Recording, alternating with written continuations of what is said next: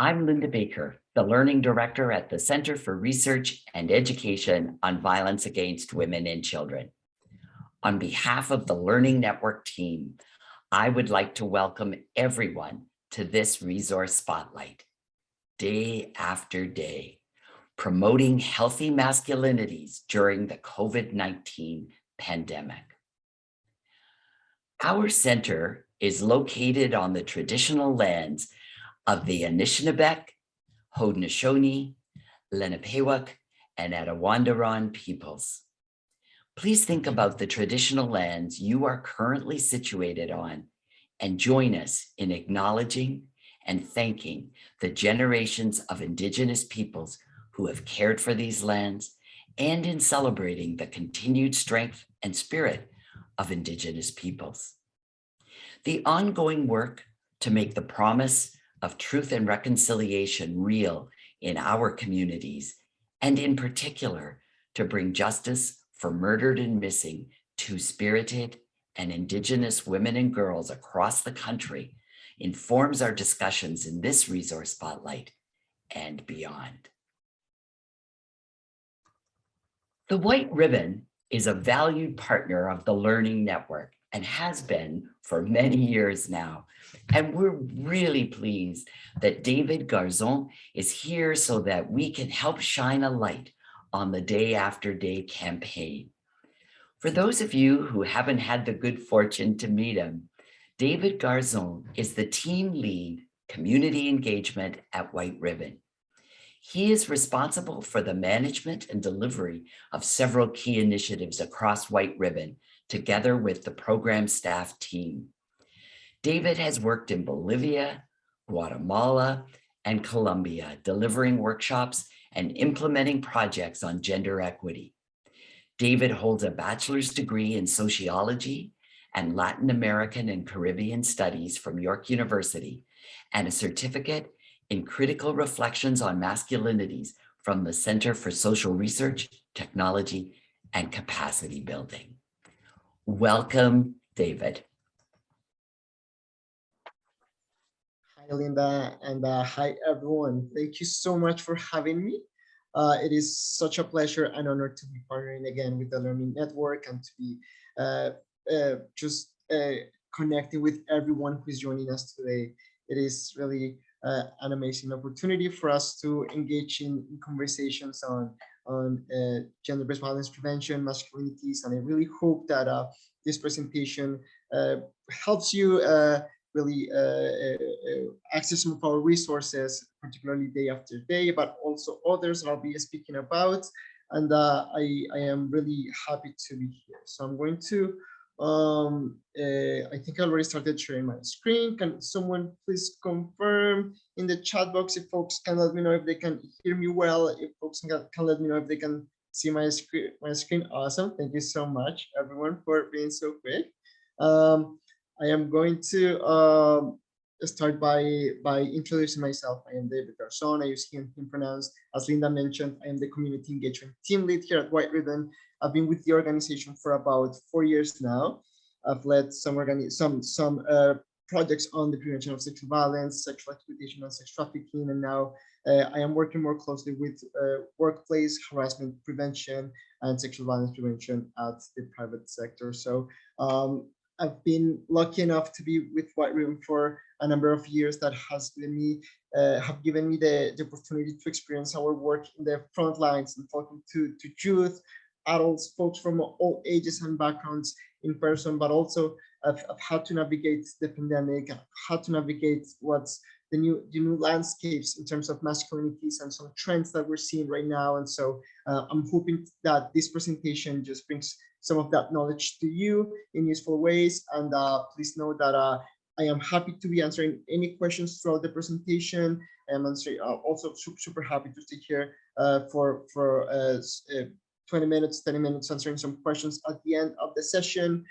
Please know that I'll keep an eye on the chat box, and please let me know if at some point there are some issues with my microphone. I know that happens once in a while with my microphone or with my camera, my slides. Just please let me know. I'll keep an eye on that chat box. So I'm going to Well, first of all, thank you, Linda, for that land acknowledgement. And for us, it is really important to make also a call for allyship and commitment from all folks that work with us, that attend our workshops, to commit to being allies to Indigenous communities, Indigenous women and girls, Two-Spirit folks across Canada. We know that whenever we speak about gender-based violence and different forms of gender-based violence, Indigenous communities are more vulnerable. So keeping this in mind and keeping this intersectional lens and being open to looking at the topics that we will be discussing today from a perspective of diversity and a perspective of in which we challenge our own privilege and we look at how these issues that we will be discussing impact different communities is really key. So I beg everyone to keep this in mind throughout this presentation. And something else that I want to mention before I move on to our agenda is to please keep in mind that my number one priority for this session is your well-being.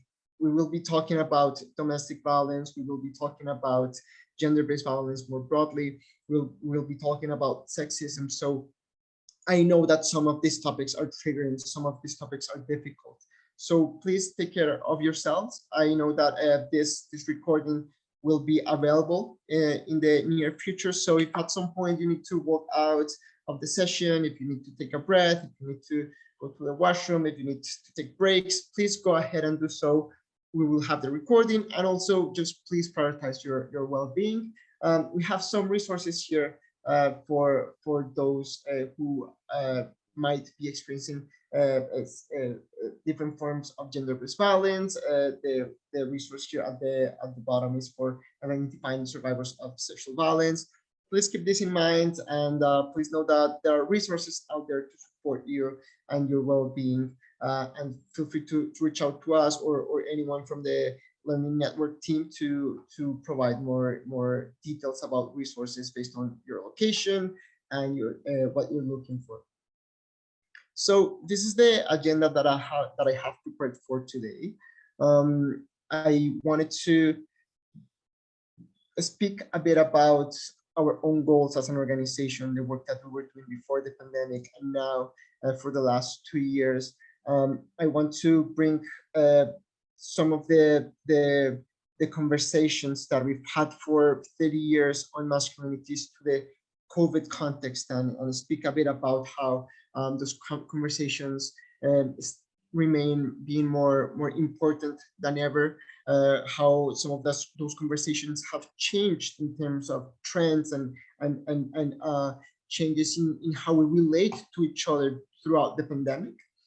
And after that, after introducing a bit our work on masculinities, I wanted to speak about this resource, which is called Day After Day. This was a PSA launched last year, and it is one of our attempts to create awareness and promote dialogue on the prevention of gender-based violence through the COVID-19 context.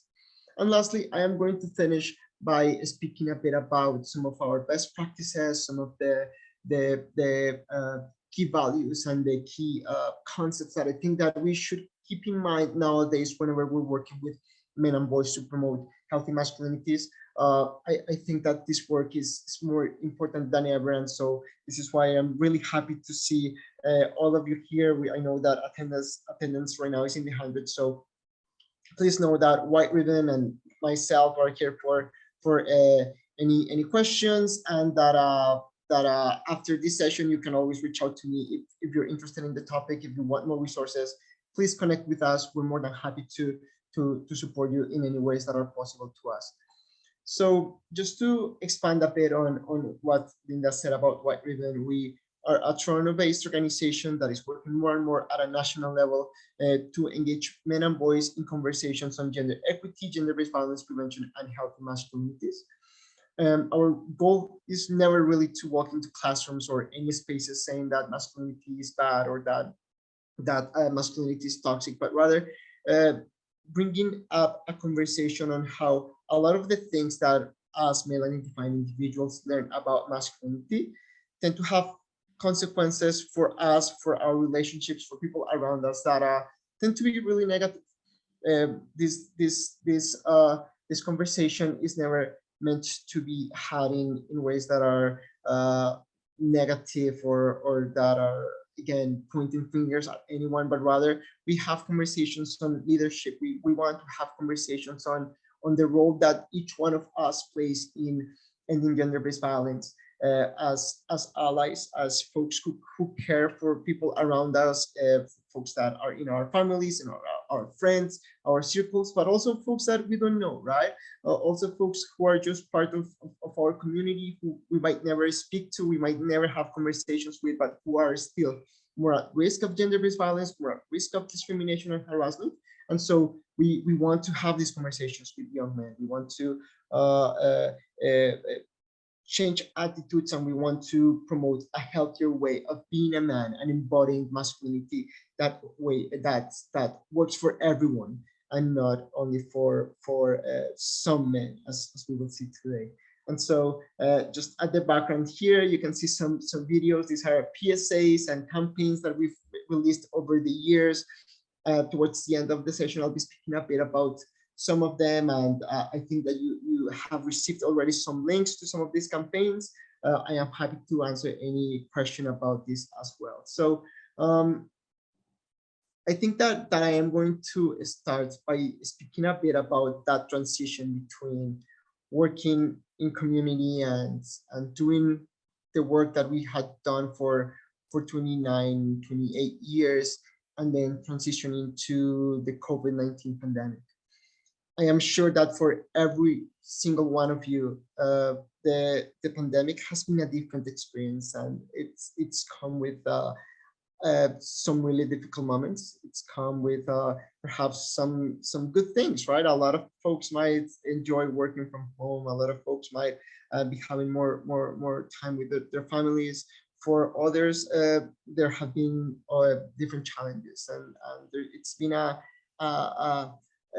time that was certainly unprecedented. And for us, it was exactly the same thing. I recall being at the office the last day before everything shut down in our area here in Toronto. And I remember just thinking and talking with my colleagues, just trying to figure out what this meant for our work in the prevention of gender-based violence.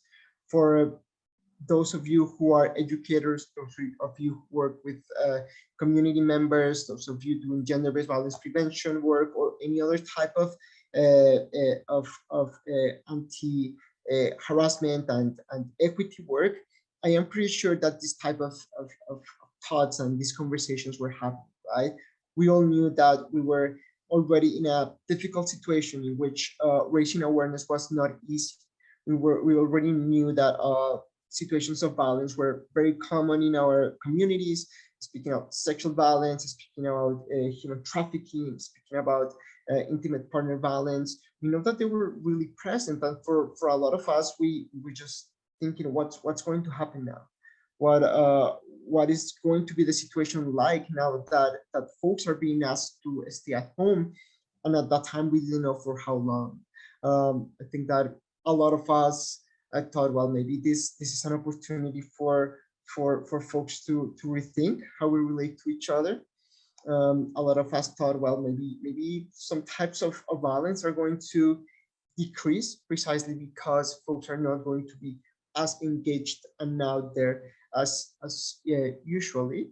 And for a lot of us, there was also this concern that we had not tackled gender inequity, and we had not engaged enough folks, and we had not had enough conversations on gender equity before entering this worldwide and very difficult moment for all of us, right? So a lot of us knew that when speaking about masculinities and when speaking about expectations on what it means to be a man, there had to be a lot more work to be done, and that this was going to be certainly a factor impacting our work, right? So as we will see today, masculinities and narratives on what it means to be a man, narratives on what it means to be masculine, have definitely been part of how we understand the pandemic. I have some screenshots of news that I'm sure we all came across to speak about the gendered nature of social relationships within the pandemic, right? We heard that men were more likely to die from COVID early on. We started hearing about the shadow pandemic. We started hearing that as folks were more spend more time together as families in closed spaces, then likelihood of violence was going to increase, which is what we've seen through the data. And then also we've noticed other trends in terms of violence, right? Um, so bringing this conversation on this gender nature of the pandemic and our relationships as a whole, I wanted to bring us all to one of the conversations that you might have seen if you've been part of one of my sessions or any white ribbon sessions, which is the conversation on gender expectation and what it, and expectations that we put on men in terms of what it means to be masculine and in terms of what it means to be a man in our society. I want to do this because I will then move on to speaking about how this has been how this has been seen during the pandemic and how these expectations have impacted folks at large through the last 2 years. So for folks who are not familiar, this is what we call our man box. This is an exercise that is a standard in masculinities work. It is an exercise that helps us think about those expectations in masculinity. So I'm going to ask folks in the chat box to please share with us those things that men have to be or do to be considered real men in society. Uh, Thank you, Sabina. So being tough, being strong, being dominant, no emotions providers, withholding emotions, absolutely. So these are these are characteristics that we often hear are part of these man box, right? Being fearless, being tough, being strong, being a player, right?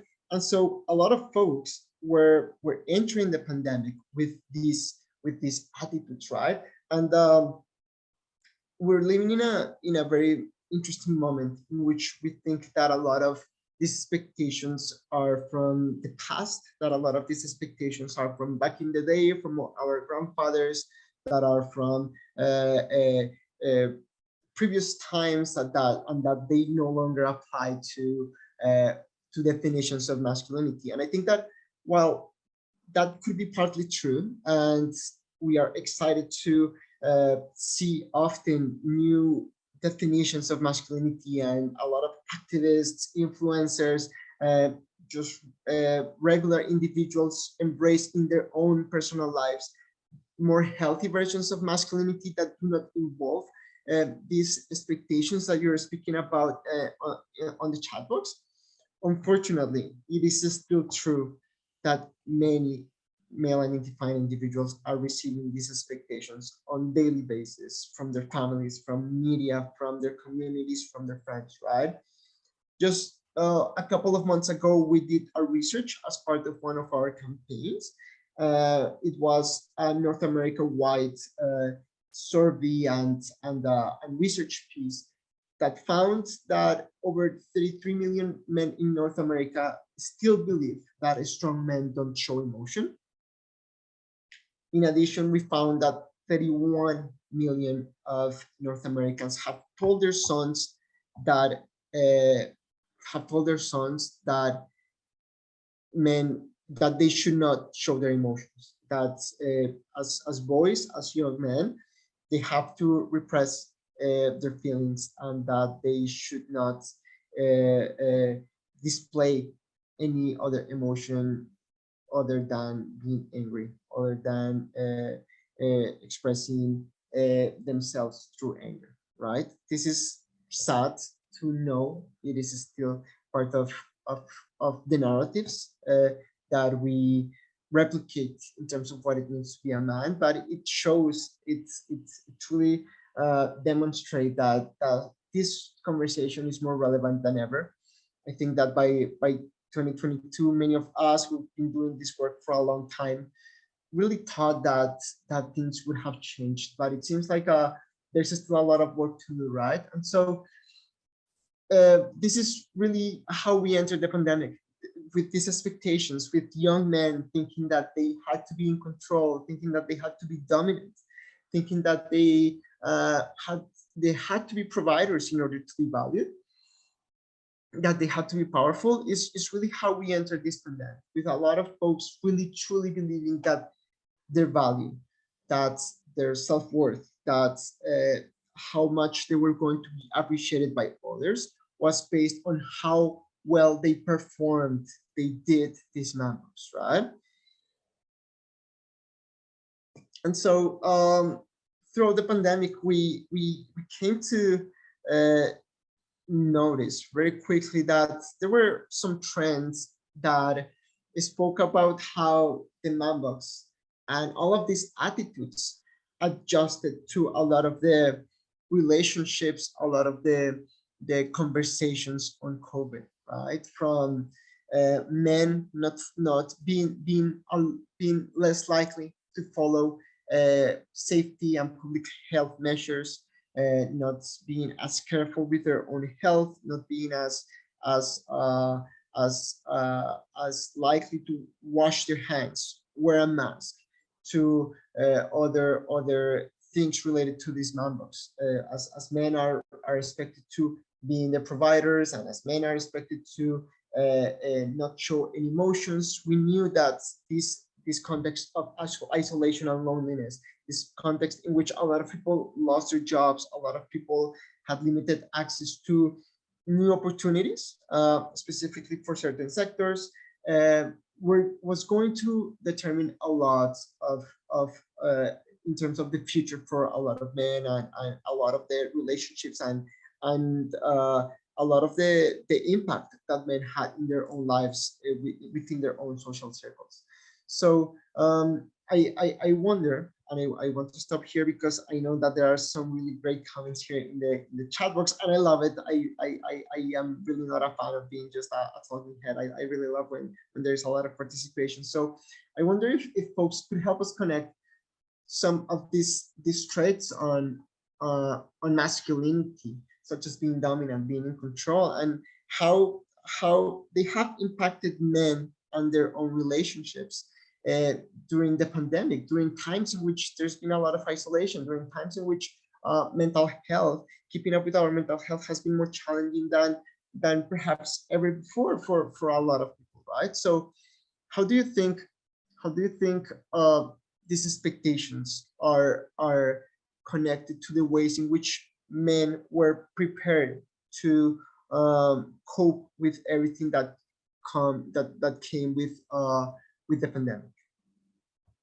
So I am seeing some amazing comments already. So from men being unable to ask for help when they needed it, definitely. Um, let's see, feeling the pandemic for a lot of us brought that feeling of being out of control and having to be a lot more open to reimagining our lives than ever before. And when we have placed this expectation on always being in control of men, then that definitely had a toll, right? That definitely brought some resistance, and brought some feelings of denial from a lot of men. So that definitely impacted folks' capacity to adjust, capacity to actually accept what was happening. Sometimes losing a job, of course, and losing your confidence for not being the breadwinner. Absolutely. Men usually don't speak about their fears and worries, and, and often this translates into anger and frustration, and bringing this to our own social relationships. there's often a misconception that there are no supports available for men, and I think that that applies for a lot of us. A lot of men are, first of all, not willing to look for support, and second of all, think that those resources do not exist. They might think that there isn't help available for them because men have to be tough and men have to suck it up, right? Thank you so much, everyone, for all of these insights. Another really great point here by Tracy. Thank you. Having to parent and share parenting activities was something that was certainly new for a lot of men. We still had to do a lot of work in terms of mindful parenting coming from male identifying individuals. And during this time, certainly just doing the care work that we have often putting on the shoulders of women was something that men had to learn how to do. And sometimes that came with a lot of frustration, that came with a lot of disagreements, and we had unfortunately not prepared and encouraged this type of values on men enough. So um, speaking about all of these feelings of um, of of not being prepared to face such a challenging situation that really moved our reality in ways that we were not expecting. We noticed that a lot of the pain and a lot of the harm happens on us individually. There was a toll on mental health. There was a toll on our well-being. When speaking about men, then we know that they were less likely to reach out for help. They were less likely to communicate what they were going through, and we also know that unfortunately this type of of um, of adherence, this type of embodiment of these man-box tends to translate into causing pain to others. We unfortunately know that whenever someone is focusing their own value on being dominant and in being in control, whenever they do not feel like that, or whenever they want to assert that dominance and that control, they're likely going to rely on violence, and they're going to rely on harassment to put others down, to reassert this idea that we have about what it means to be a man, which is absolutely not true, but certainly part of our reality and part of the work that we have to do still in redefining gender roles. Mm, and so as an organization, we wanted to uh, bring awareness about how challenging times were, uh, but also about the impact that the pandemic was bringing to families, the prevalence, the existence of violence within households. We know that intimate partner violence and domestic partners violence was happening before. We knew that unfortunately a lot of women, a lot of children were going to be now locked up with their abusers, and we also knew that all of these stressors were going to cause situations of violence, and we're going to increase the risk of folks not being able to cope with the difficult times in ways that were peaceful, in ways that were conducive to positive conflict management, and so on. And so after some thinking, after some collaborations with amazing individuals who were happy and enthusiastic about offering support, we came up with a PSA called Day After Day that tells a story, and that is from a very personal way, speaking about all of the frustration, all of the hard feelings that came for a lot of us throughout the pandemic, but then also about how those feelings could easily become situations of violence. So our day after day campaign, if you've had the chance of watching it, it speaks about the story of a family that is in lockdown, that is going through the pandemic just as any other family, but in which uh, situations of discomfort, situations of frustration start coming up.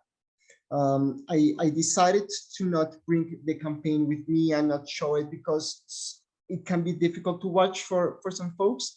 And so I want to tell you a bit about what it is. I want to tell you a bit about some of the content so that if you decide to watch it, use it for your own learning purposes, to bring to your own communities, then you're ready to know what the content is in this PSA. So in throughout this story, you'll see a father who of a heterosexual family who is working from home, who's struggling with a lot of stress, a lot of the things that that came with the pandemic, and as the PSA goes on and as the story starts to appear in front of the audience, we hear from him, and we hear that he's going through this difficult time, and we know that he's frustrated, and we also start noticing some patterns uh, of of of abuse, some patterns of not being able to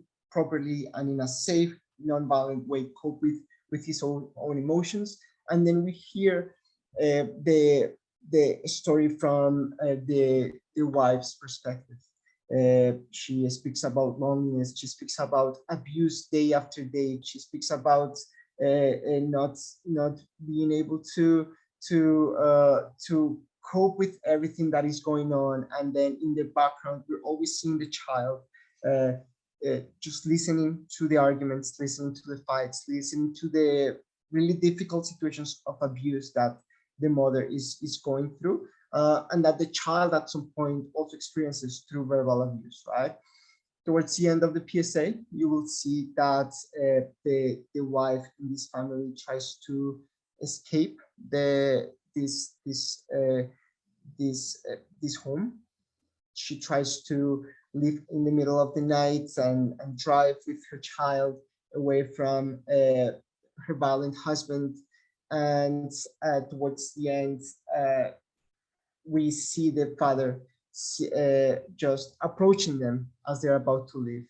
And and we understand through what happens in the next scene that they were not able to live at the end. We understand that they were forced to stay at home with that abusive father, that abusive partner, and we understand that this is the situation for a lot of folks in throughout the pandemic across Canada and across the world, right?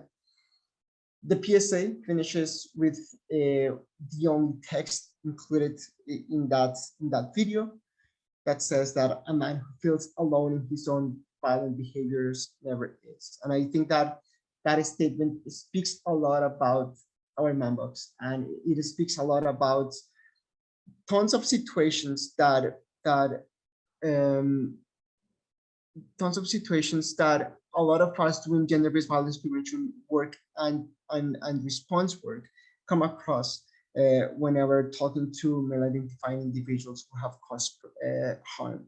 I think that something that I've heard probably hundreds of times is this idea that whenever men are hurting and are going through pain, they do not keep that pain only for themselves, but they tend to also inflict that pain to others, especially folks in their own networks, especially folks that they love, and for folks that they have been in relationships, friendships, family arrangements for a long time.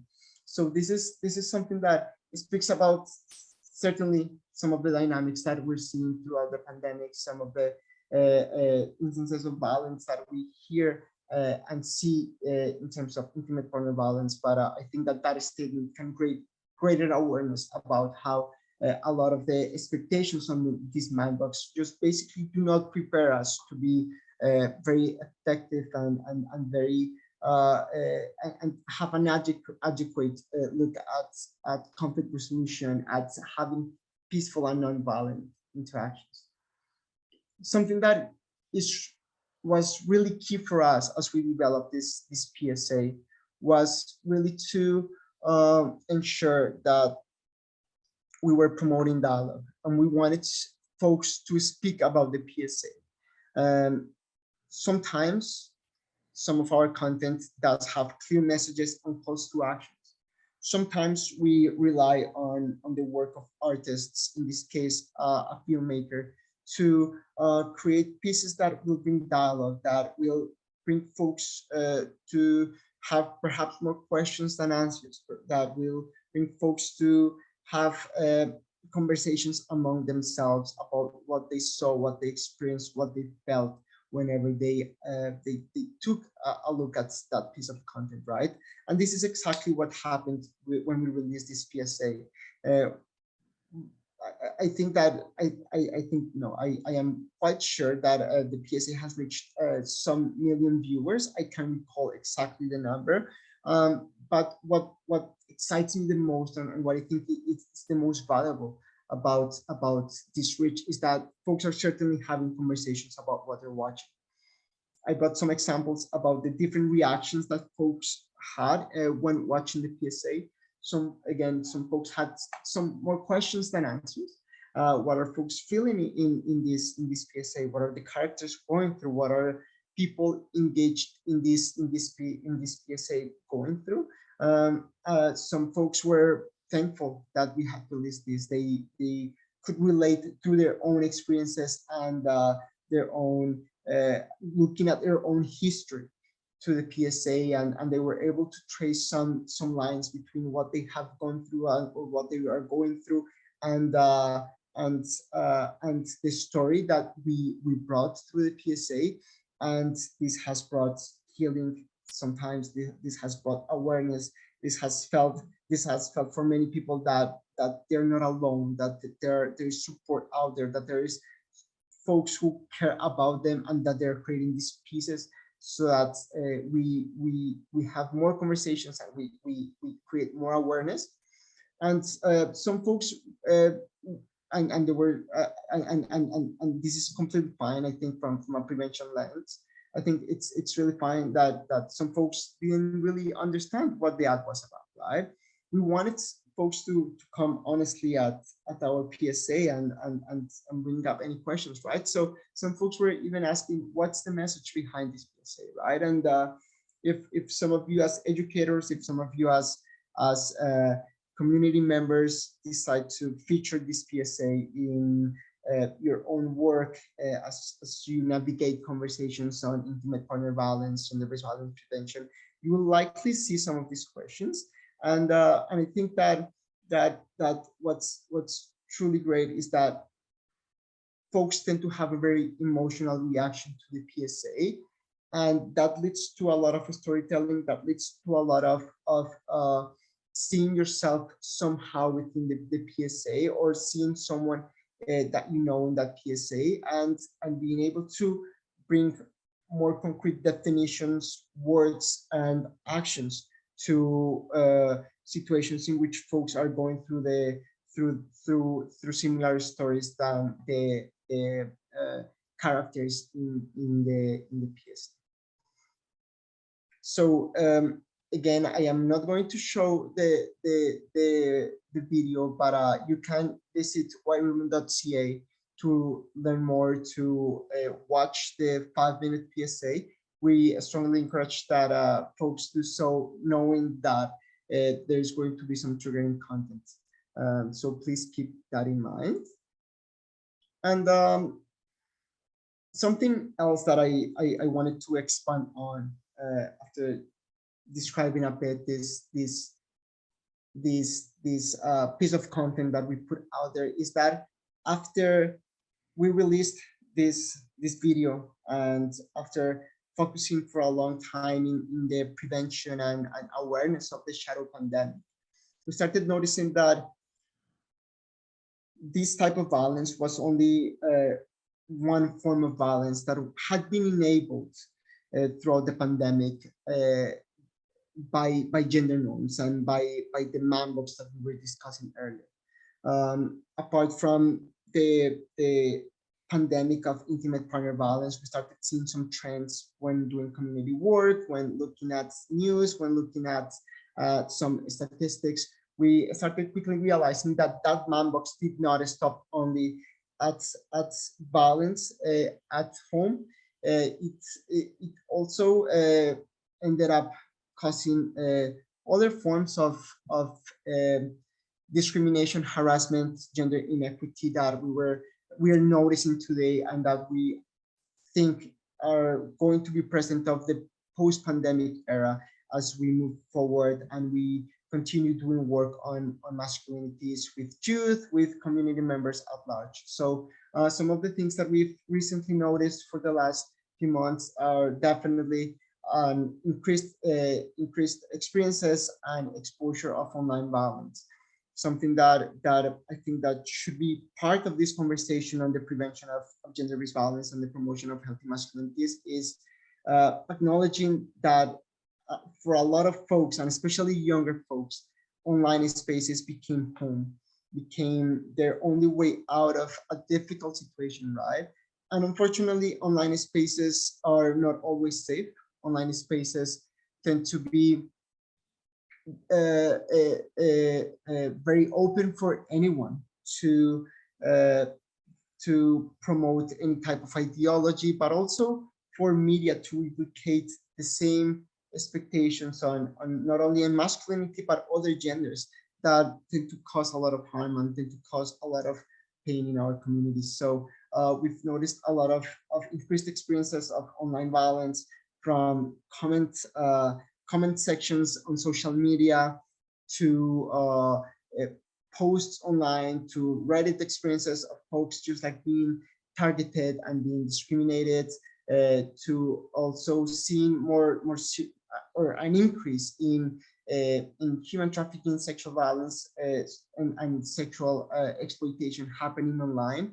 We've seen increasing trends of folks and particularly younger folks being approached by predators, being approached by traffickers in online spaces, and we've seen how a lot of these traffickers, a lot of those people causing harm, tend to relate to a lot of their victims through that man box. A lot of them are going to leverage some of those tropes from the man box to create connection. A lot of them are going to approach others knowing that they're in such vulnerable state, given loneliness, given their lack of of awareness about reaching out, the lack of awareness about resources, that they're going to use that to cause harm. And then something that we've noticed quite a lot as things are opening up, as more schools go back to a more normal sort of arrangement in education, and as educators are coming back to schools, is that for a lot of young folks, socialization happens, and socialization during very key years and fundamental years of their own growth happens uh, when being connected mostly to the internet, right? Instead of having the role models, instead of having their peers, instead of having uh, uh, educators guiding them through a lot of the learning in terms of social relationships, boundaries, respect towards each other. A lot of folks just learned a lot of the cues and a lot of the nuances of social relationships through online spaces, which now it is translating to many young folks not really knowing how to respect each other. A lot of young folks being engaged in situations of discrimination and harassment. I think that that's something that was really beautiful for a lot of regions across Canada, was that a lot of young folks were being exposed to diverse cultures, diverse situations. A lot of schools were doing really excellent work to address gender-based violence and other forms of discrimination. And then once the pandemic started, that all of that had to stop, at least to a really great extent. And and uh, and uh, uh, uh, more and more young men, particularly, were socialized and very often radicalized in spaces that promoted values from that man box that we were looking at the beginning of this session.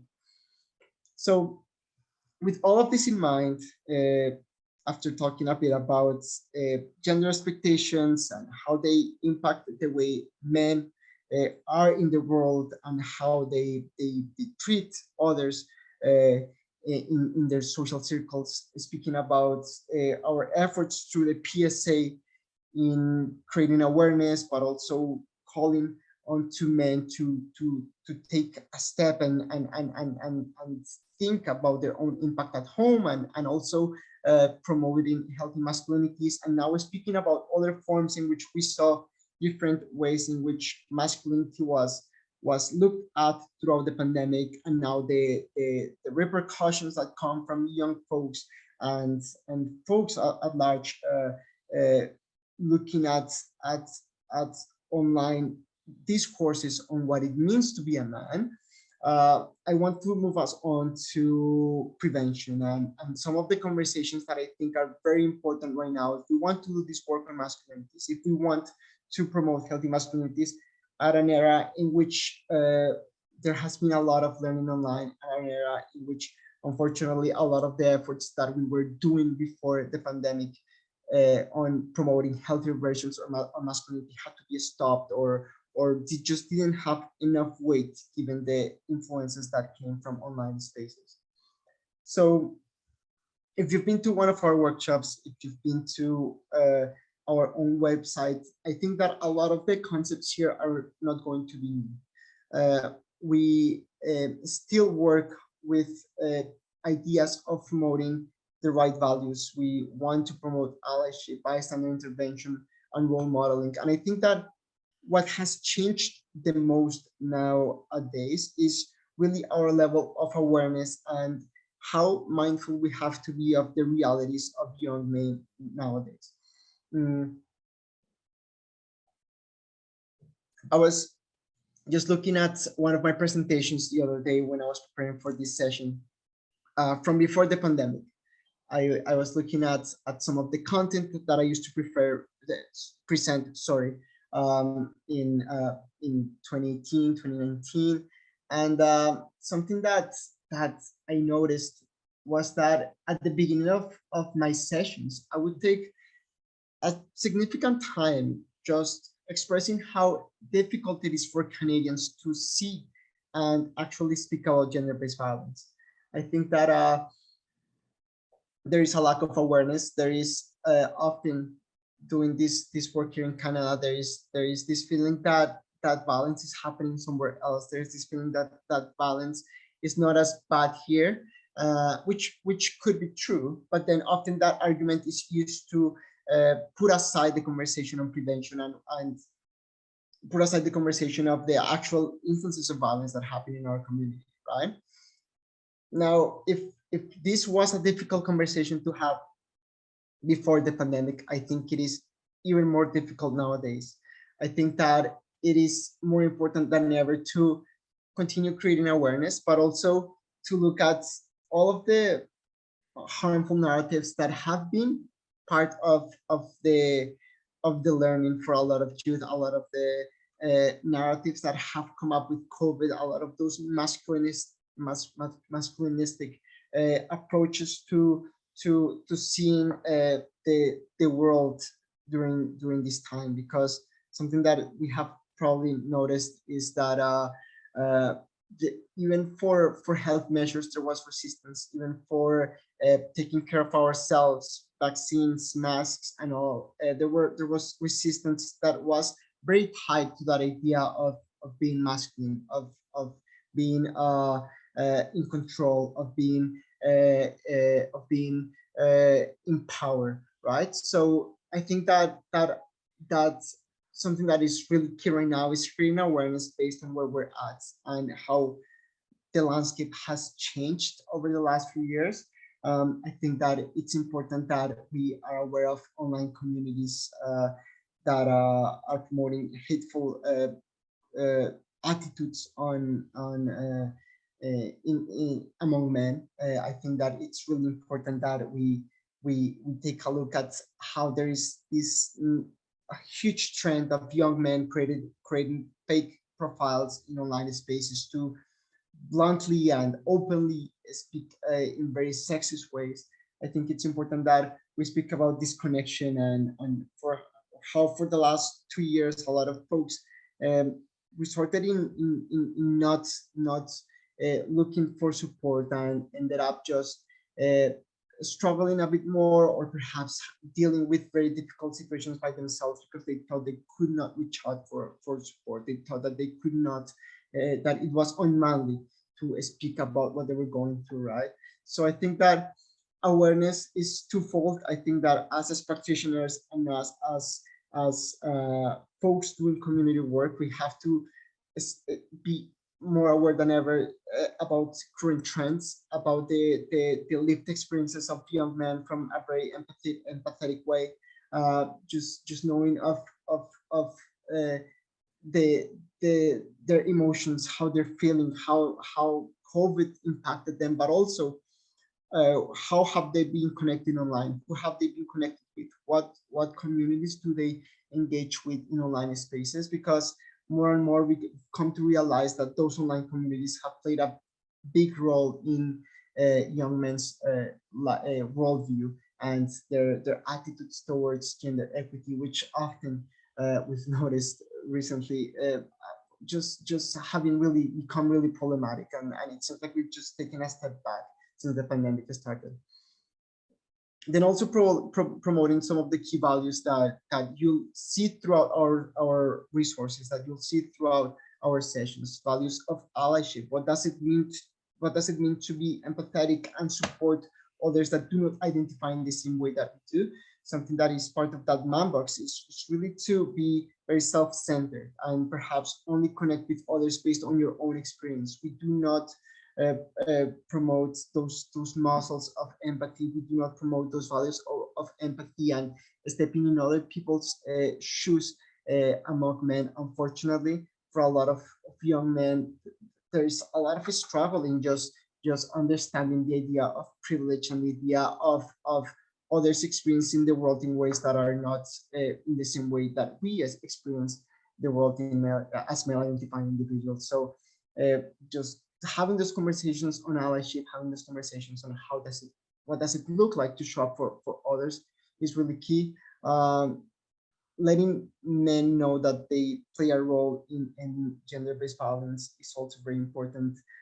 This is also some of our very key messages from the very beginning, but I think that it is important to reinforce and keep the conversation going about leadership and about doing our own part.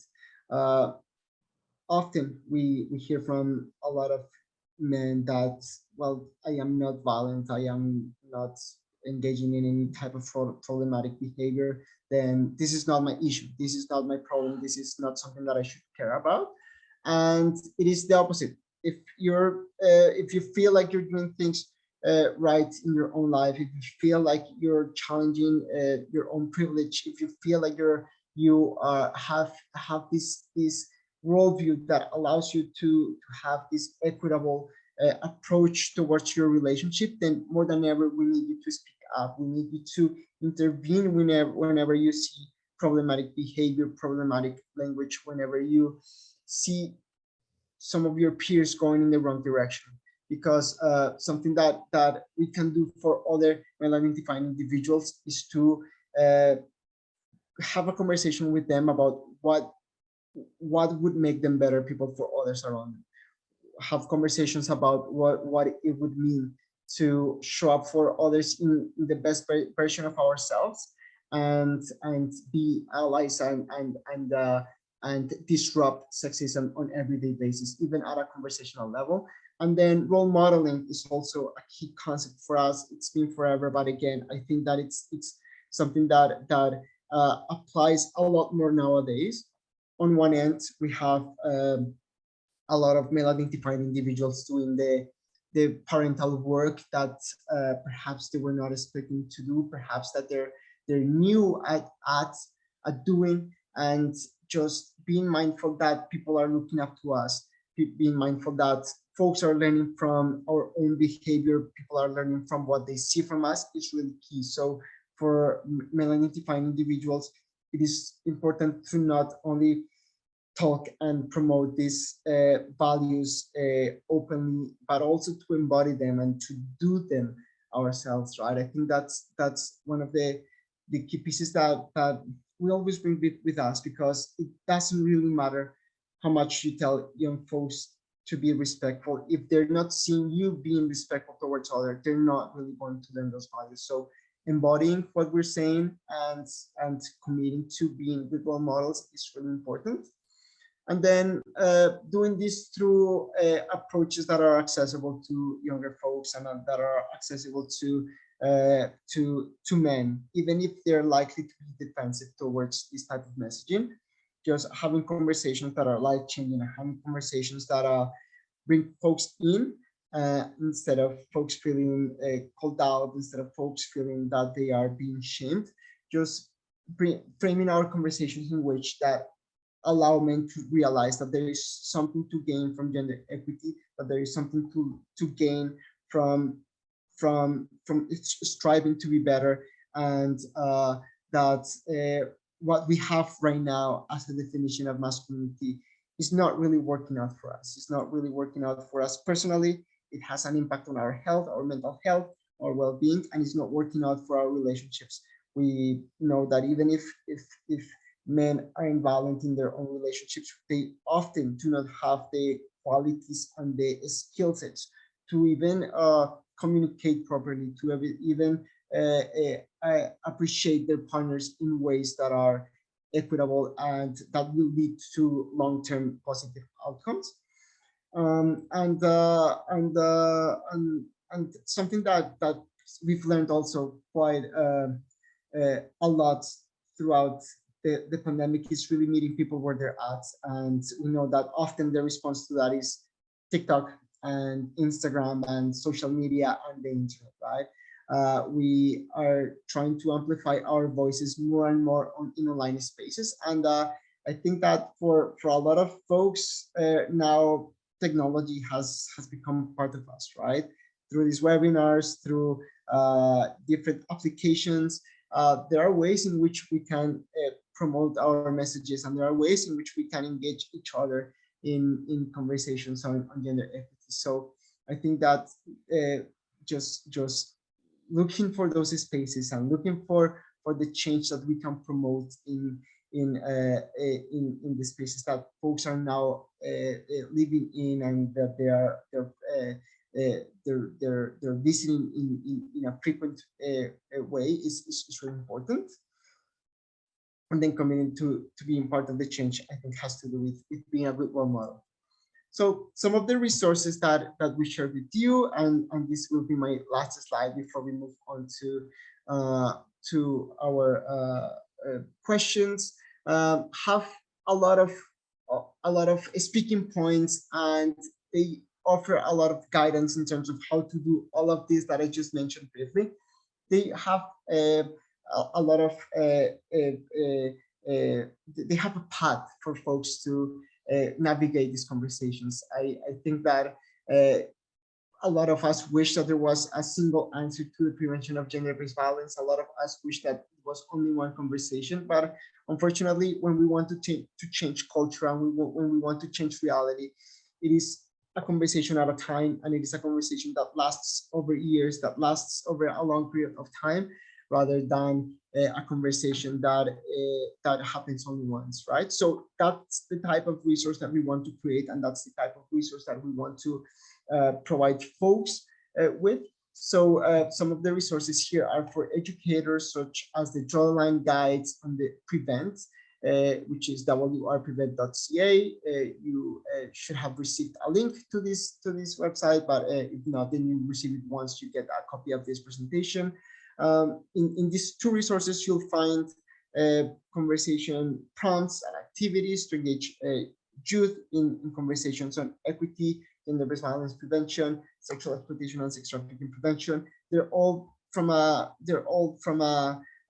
prevention standpoint and primary prevention standpoint, in which folks are asked and motivated to challenge their own attitudes. We have a couple of PSAs, as you mentioned, day after day, and we also have Boys Don't Cry, which is a very similar PSA that can lead to a lot of discussions, conversations. I think in the same spirit that I spoke of for day after day. Boys Don't Cry brings a lot of questions, brings a lot of conversations, brings a lot of feelings that have to be navigated with. So I think that if you find day after day useful, you certainly find Boys Don't Cry useful. Our Men of Quality PSAs are some of our most valued PSAs by a lot of young folks. They feature the maple leaves, and we've created 2 of those PSAs. And in these, a lot of the role models for a lot of young folks out there are speaking out gender equity and are speaking out their role. So I think that those are really amazing ways in which we can promote allyship among young men. And we have these 2 other resources that are conversations that we have with different community partners, including Sophie Gregoire-Trudeau, some celebrities, some community partners on gender equity, and also on the prevention of online sexual exploitation. So I encourage everyone to take a look at these resources. They will help you navigate some of these conversations that I just briefly brought up today. They will help you navigate conversations on what it means to change, what it means to challenge that man box that we spoke of at the beginning of the session. And they will give you some activities and interactive ways to engage others, especially youth, in conversations on gender equity and masculinities that are non-violent and that promote equity and change. So that's really it for me, and I rushed a bit towards the end because I wanted to attend some of the questions that folks might have. I saw the chat box just receiving a lot of comments, so at some point I had to They are, David, and we're really happy to share some of the questions for you to respond to that were put in the Q&A box. And wanted to start with this one. I'm going to start off the questions, and then Jasmine and I will take turns so that we can keep up with additional questions as they come in. So one of the participants poses this question for you, David. Did the pandemic really change who was abusive, or did it just give already abusive people more opportunity to abuse their spouse or children trapped in the home with them? I think that's such a good question, and I don't think there is a single answer to it. And I think that on one end, as I mentioned earlier, the pandemic put a lot of families in situations in which they were trapped with their abusers. They were already facing situations of violence, and the pandemic just made it worse because a lot of services were closed, and they couldn't leave their homes, and we had this tremendously stressful time that could provoke even more violence at home, right? There are some other situations in which folks did not have the right skill sets and the right tools to deal with frustration, right? And I don't think that we should excuse violence and say that it could just be a cause of stress, that it could just be a cause of mental health. I often hear that as an argument to perhaps reject accountability and not be as really mindful and really accountable for folks' actions. But I do certainly think, and we know that there are certain stressors that could put others in situations in which they're more likely to not be able to cope and be violent and cause harm, right? One of the key messages of the of the PSA is that often men are in a difficult situation, and when they're causing pain to themselves or they're going through situations of pain, they will inflict pain on others. So I think it's nuanced, it's diverse, and something that we can do to address all of this, see different forms of violence, is looking at the root causes, which is really going back to the definition that we put on masculinity and those traits that we associate with what it means to be a man. Mhm. So a complex answer, and clearly you're suggesting that we not take it as either or. Mhm. Yeah, yeah. Thank you for that, David. David, there's been a few questions that have come in relation to the incel movement in Canada. Could you please share if you have any information on whether the incel movement has been affected by the pandemic? So I do not have official data, but there has been some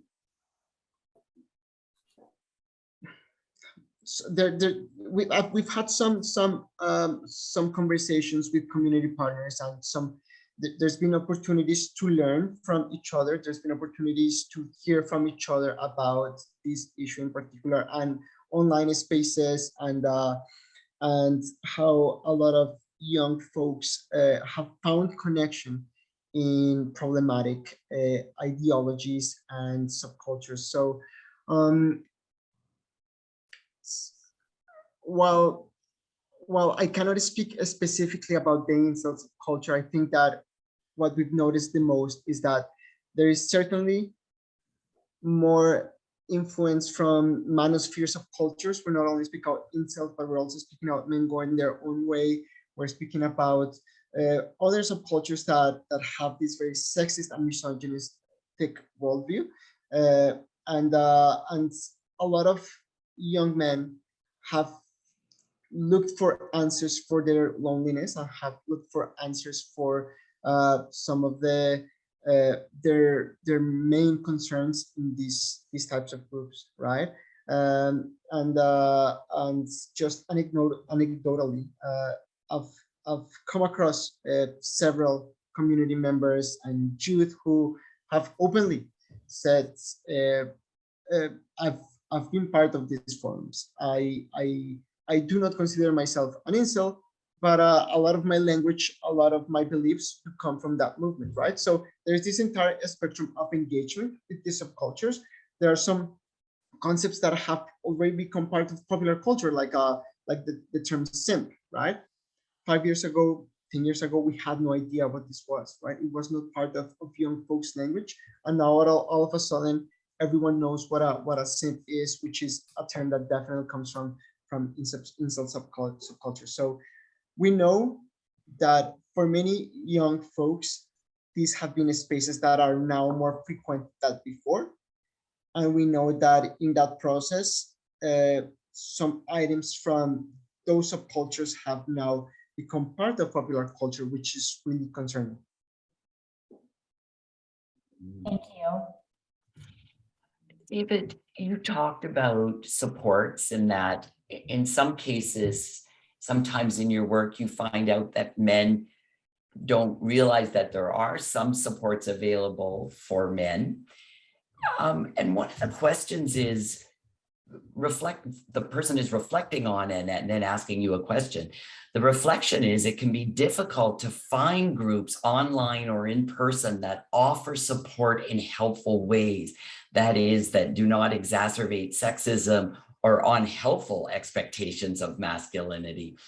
And I'm just wondering if you can speak a little bit about what might be available for men who want to learn more about how to be an ally or explore and unlearn unhelpful ideas of masculinity.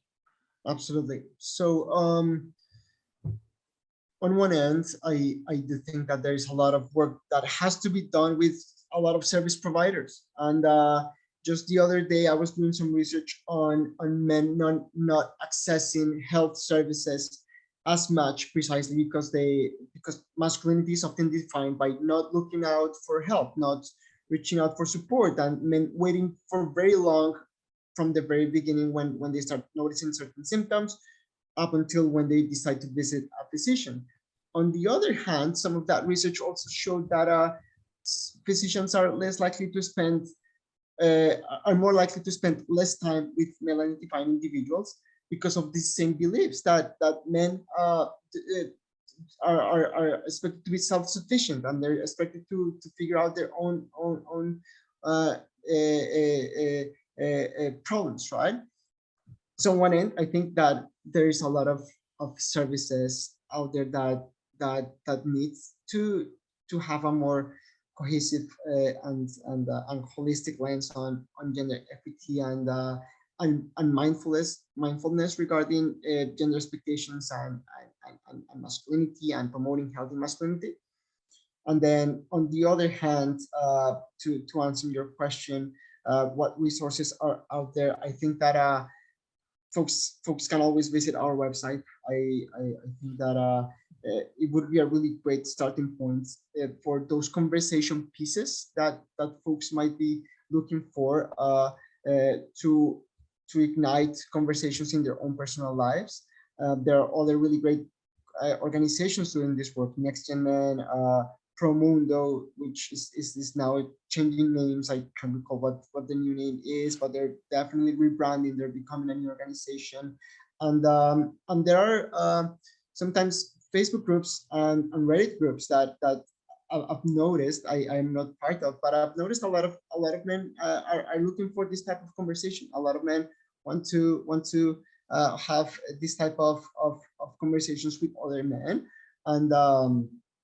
and these spaces have been created. There is the Decent Fellow Society group on Facebook. I am not a fan of the name, and I'm not a member, but I recall a number of years ago a feminist activist.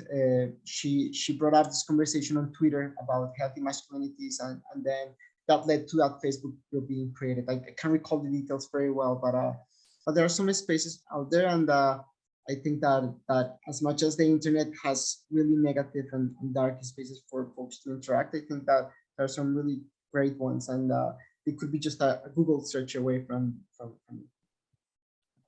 Thank you, David.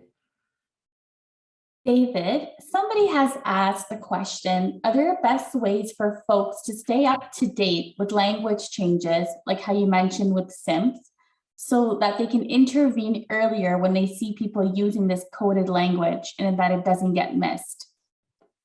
Absolutely. There is a resource, but I am not sure if has been publicly made available that I can think of. I'll look into it, and if it is, I'll include it in the list of resources that I'll share after this session. But if not, I am pretty sure that you can find this on Google informally. There is a lot of work that is being created, again, informally, in creating awareness. And if you look into radicalization pipelines as a Google search, if you look at incel slang as a Google search, you'll come across a lot of these things. And I really appreciate that question, because especially if folks are educators or they work with youth, sometimes just recognize that language might open a conversation about some of the spaces that youth are visiting online, and these conversations are needed. I really think that we might be seeing the tip of the iceberg in terms of how influenced folks are being by really toxic negative spaces in online, in the internet. Sorry. All right, another question, David. It taps into a philosophical stance, I think, here.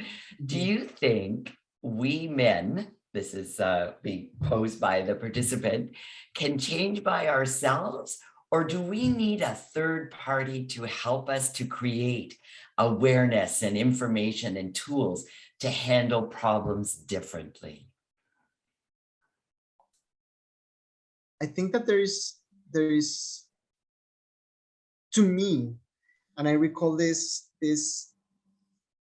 when growing up, and I recall this at different points of my life. What could definitely make a difference is stepping away from that man box expectation that men should know it all, and that men have all the answers, and that men do more talking than listening, and actually paying attention to what's going on around us, right? Because sometimes it is going to be something that we see on the news. Sometimes it is going to be something that happens to a family member. Sometimes it is going to be something that happens to a friend, or something that we go through, right?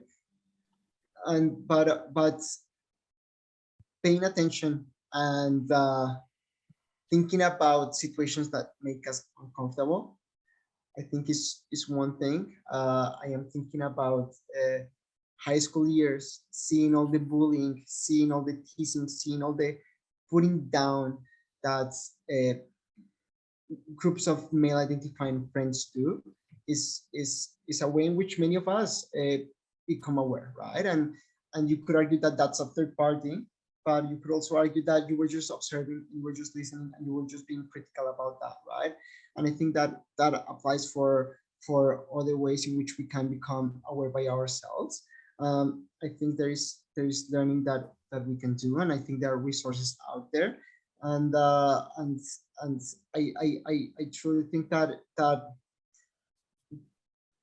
a good chunk could be done by us just doing research, and I don't think we have to rely on someone else to tell us, especially if they're female identifying to a sensitivity plus identifying to that learning. I think that there are enough resources for us to do our own learning and go through our own journey of learning. But I also think that there has to be a component of listening and empathizing with other people's experiences. Thanks, David. David, somebody has asked a question. There seems to be difficulty in getting boys and young men involved in the movement, even though it is designed for them. Any suggestions or best practices on how to get them involved? Absolutely. So I think that a lot right now has to do the way in which how we address feelings of defensiveness. We have to come to this work knowing that, given all of the myths that are perpetuated by popular culture and the media about our own work, a lot of folks are going to feel defensive. So if we come to these conversations from a place of empathy and a place in which we open up spaces for storytelling and for folks to relate to our work in their own unique ways, I think that that tends to lead to a lot more successful results, right? An example is the manbox activity. Again, I might sound like a broken record, but for us, when working with different folks, it is an opportunity to allow anyone to come with their own story to that manbox and speak and say, I saw this on my grandfather. We've had young folks who are like 12, 11 saying, my father is always angry, or my father is always quiet, or my father never shares his emotions, right? So I think that knowing that we're all gender specialists in one way or another, just because we've gone through gender expectations and we know the price that we pay whenever we step out of the gender boxes, and allowing folks to talk about those in open ways is really key. And also creating safe spaces for anyone to ask any questions, right? I think that as facilitators, we should be ready to answer any questions that might come up in terms of relationships, in terms of sexuality, in terms of popular culture. Unfortunately, there is some stories in the media get amplified, and there is a negative repercussion from those, and so being really connected to what's happening and being ready to answer questions and addressing myths in ways that are promoting of gender equity is really key. Thanks, David. One of the participants, David, is a director who's about to open a homeless men's shelter. And this participant comments that the stigma that is attached to homeless men is very profound. And in order to ensure that he or she is building a program that will be sustainable and proactive for the needs of the community, can you offer any suggested resources for in-person programming? Absolutely. So let's see. So I think that my first recommendation would be to create a safe space in which folks do not feel that shame and do not feel that weight of expectations on masculinity. I think that a lot of us carry that man box in our shoulders. A lot of us think, I'm not successful enough. I don't have enough money. Where is my value, right? So just being mindful of how those expectations impact our own self-worth and our own self-value is really key. Again, this work is not done through a single conversation, and I think it has to be done through so many conversations. And one day we kind of speak about self-esteem, and we kind of speak about our well-being and mental health. The other day we kind of talk about expectations on how we're expected to look and how we're expected to act, right?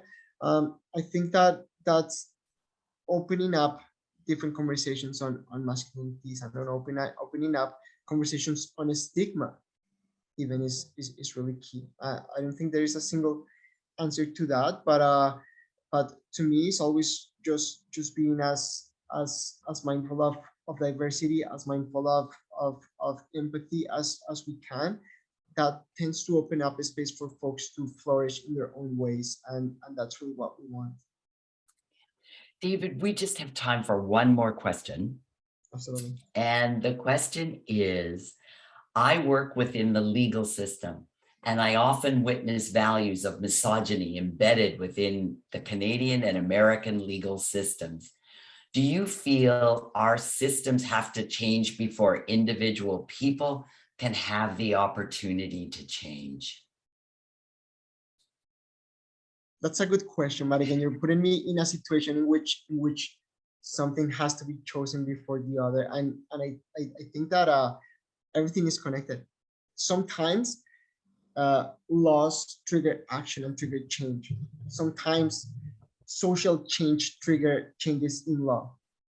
So there isn't really a single response. I think that as much as we can advocate in every single space for gender equity, we should do so.